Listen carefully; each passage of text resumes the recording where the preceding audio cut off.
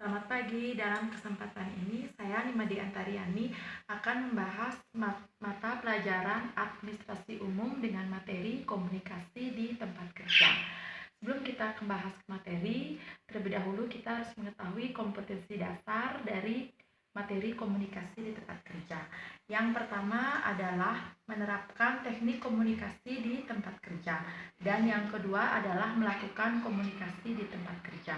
Tujuan dari pembelajaran ini adalah agar siswa dan siswi dapat menyebutkan pengertian, tujuan, dan fungsi komunikasi di tempat kerja.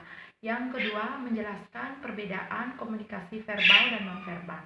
Selanjutnya, menjelaskan unsur-unsur komunikasi, proses komunikasi, hambatan komunikasi, serta dapat menerapkan dan melakukan komunikasi di tempat kerja dengan baik. Hal yang pertama kita bahas di sini adalah pengertian komunikasi. Pengertian komunikasi ini merupakan hal yang tidak asing kita dengar, yaitu komunikasi atau dalam bahasa Inggris adalah communication. Setiap orang dalam pergaulan pasti melakukan komunikasi, baik dalam jarak dekat, jauh, secara langsung maupun tidak langsung. Jadi pengertian komunikasi di sini adalah proses pengiriman atau penerimaan pesan antara dua pihak atau lebih secara efektif agar mudah dipahami setiap orang yang melakukan komunikasi. Adapun unsur-unsur dari komunikasi ini terdiri dari 5. Yang pertama adalah komunikator, yang kedua adalah komunikan, dan yang ketiga adalah pesan, yang keempat adalah media atau sarana komunikasi, dan yang kelima adalah feedback atau umpan balik. Nah, di sini saya akan menjelaskan kelima unsur-unsur komunikasi tersebut. Yang pertama adalah komunikator. Apa yang dimaksud dengan komunikator itu adalah orang yang menyampaikan atau memberikan pesan informasi kepada orang lain. Semisalnya adalah saya memberikan informasi tentang apa itu pengertian komunikasi. Dan yang kedua adalah komunikan. Komunikan di sini adalah orang yang menerima informasi atau pesan yang diberikan oleh komunikator, baik itu berupa pesannya atau informasi kepada komunikan. Yang selanjutnya adalah pesan. Pesan ini adalah informasi yang ingin disampaikan oleh komunikator kepada komunikan. Selanjutnya adalah media atau sarana komunikasi. Sarana ini adalah media yang dipergunakan untuk menyampaikan informasi, baik itu berupa surat, telepon, email, dan sebagainya. Misalkan media massa merupakan iklan yang berada di televisi, majalah, atau koran yang sifatnya untuk orang banyak. Sedangkan email adalah hal yang paling sering kita gunakan pada saat ini karena lebih memudahkan dalam komunikasi yang cepat dan lebih mudah dalam biaya.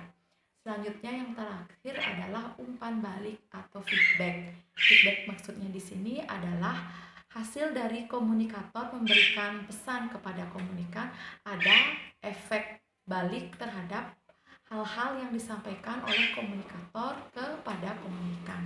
Jadi dari kelima itu adalah pengertian dari unsur-unsur komunikasi, termasuk itu komunikator, komunikan, pesan, media, dan feedback. Kita mengenal berbagai jenis komunikasi. Secara umum, jenis komunikasi itu ada 2 jenis, komunikasi verbal dan juga komunikasi nonverbal. Komunikasi verbal adalah komunikasi yang disajikan dalam bentuk lisan maupun tulisan. Jadi komunikasi verbal ini adalah bisa seperti saya, komunikasi yang saya berikan secara lisan maupun menulis seperti surat, itu termasuk dalam jenis komunikasi verbal. Adapun aspek dari komunikasi verbal ini ada 5 jenis. Yang pertama adalah vocabulary atau kosakata dalam kita menyampaikan pesan kepada orang lain, di mana komunikator dalam memberikan atau menyampaikan informasi kepada komunikan. Yang kedua adalah intonasi. Intonasi di sini adalah penekanan suara dalam memberikan komunikasi kepada komunikan. Apakah suara kita terlalu keras, apakah terlalu rendah. Yang selanjutnya adalah humor. Humor dalam kita melakukan komunikasi tidaklah harus selalu serius dalam berbicara, tetapi ada juga efek selingan dalam berbicara, yaitu humor. Jadi pada saat berbicara ada yang memberikan jeda supaya komunikasi menjadi lebih efektif. Selanjutnya racing. Nah, racing yang dimaksud di sini adalah kecepatan dalam berbicara, tidak terlalu cepat dalam mengungkapkan informasi kepada orang lain. Karena terlalu cepat, ada kalanya komunikan tidak mengerti apa hal yang ingin disampaikan oleh komunikator kepada komunikan. Selanjutnya timing adalah tempat dan waktu. Nah, pada saat melakukan komunikasi, hendaknya ada tempat dan waktu yang dilaksanakan oleh komunikan dan komunikator dalam melakukan komunikasi, baik komunikasi untuk antara dua pihak atau lebih dalam suatu tempat dan pada waktu yang telah ditentukan.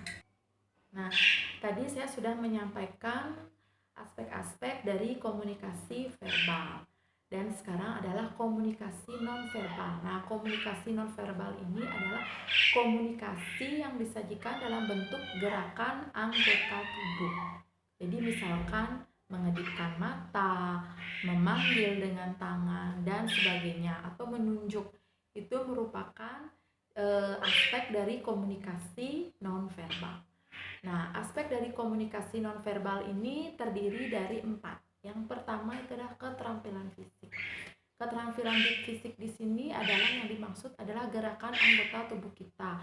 Seandainya misalkan kita sedang mengantuk, tangan seperti ini, mata mengedipkan, atau menghentakkan tangan, itu memberikan arti kepada orang yang menerima pesan tersebut. Itu namanya keterampilan fisik. Jadi gerakan dari anggota tubuh pada saat kita melakukan komunikasi dengan orang lain atau ekspresi dari seseorang, itu yang dinamakan dengan keterampilan fisik. Yang kedua adalah ruang. Ruang di sini adalah yang dimaksud jarak personal antara komunikator dengan komunikan. Jadi seseorang dalam memberikan pelayanan memberikan jarak personal antara komunikator dan komunikan. Karena apabila kita memberikan pelayanan kepada orang lain, kita tidak boleh terlalu dekat jarak antara satu orang dengan orang lain.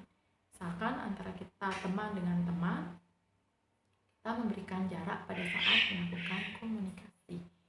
Selanjutnya adalah yang ketiga, lingkungan.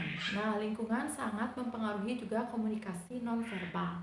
Misalkan pada suatu ruangan nampak gelap. Nah, dari nampak gelap itu lingkungan akan memberikan kita penilaian, wah, lingkungan itu ternyata gelap. Efeknya pasti terlihat seram. Apabila terang, akan memberikan efek lingkungan bahwa kita memberikan penilaian lingkungan tersebut adalah nyaman karena efek dari lingkungan yang ada. Itu yang dimaksud dengan lingkungan. Jadi lingkungan itu tidak berbicara, tapi kita menilai dari suatu hal yang kita lihat pada saat itu. Yang selanjutnya adalah waktu.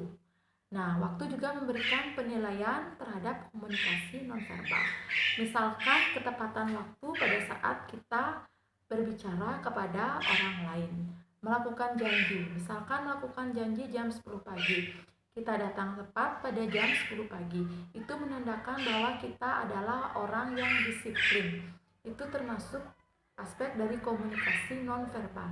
Sedangkan apabila kita janjian jam 10 pagi, tapi kita datangnya lebih dari jam 10 pagi, misalkan 10 pagi lebih 15 menit, itu menandakan bahwa kita kurang disiplin. Nah, jadi di sini bisa saya jelaskan sedikit.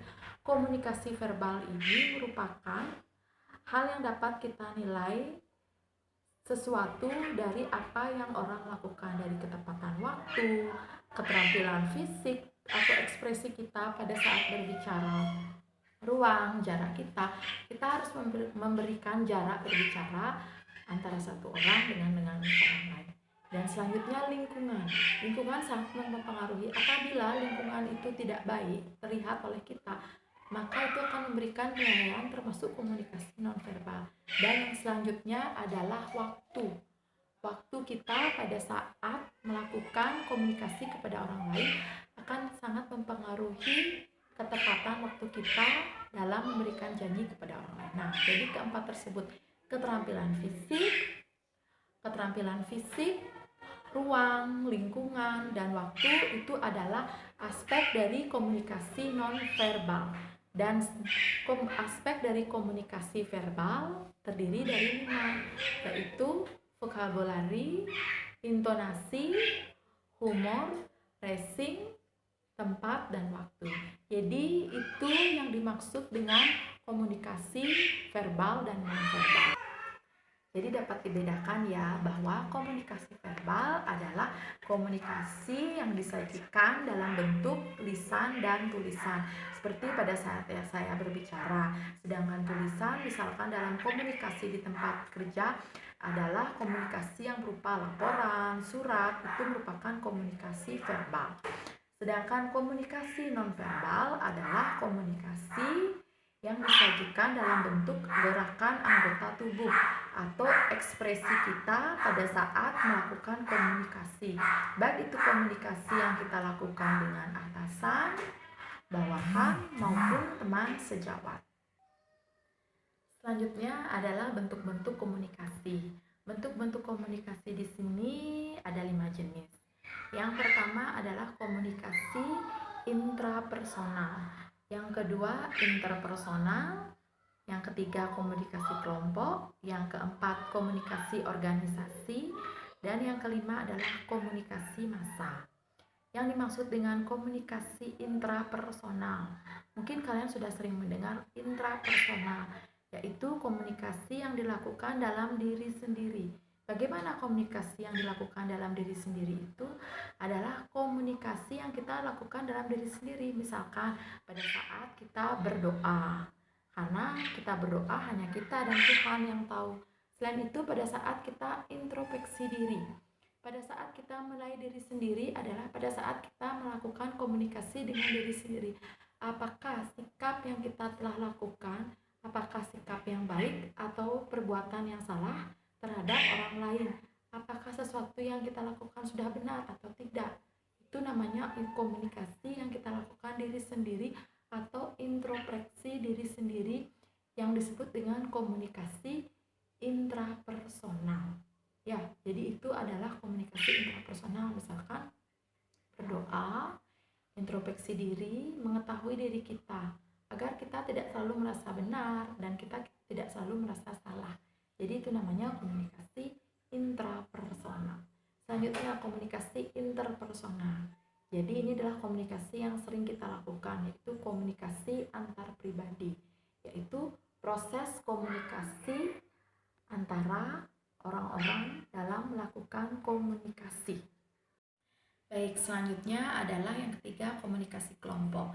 Komunikasi kelompok ini adalah interaksi yang dilakukan oleh 2 orang atau 3 orang atau lebih yang mempunyai tujuan untuk lebih diketahui, misalkan berbagi informasi ataupun pemecahan masalah terhadap anggota kelompok tersebut.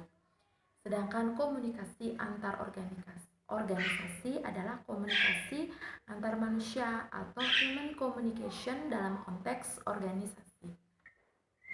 Yang selanjutnya, yang kelima adalah komunikasi massa. Komunikasi massa di sini yang dimaksud adalah suatu proses di mana organisasi media memproduksi dan menyebarluaskan pesan kepada publik secara luas, baik yang dekatnya jauh maupun dekat.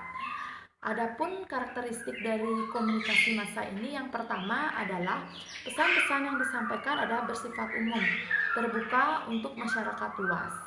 Yang kedua adalah komunikannya bersifat heterogen. Heterogen di sini maksudnya adalah dari berbagai latar belakang yang berbeda, baik dari segi agama, latar belakang pendidikan, umur, dan ras.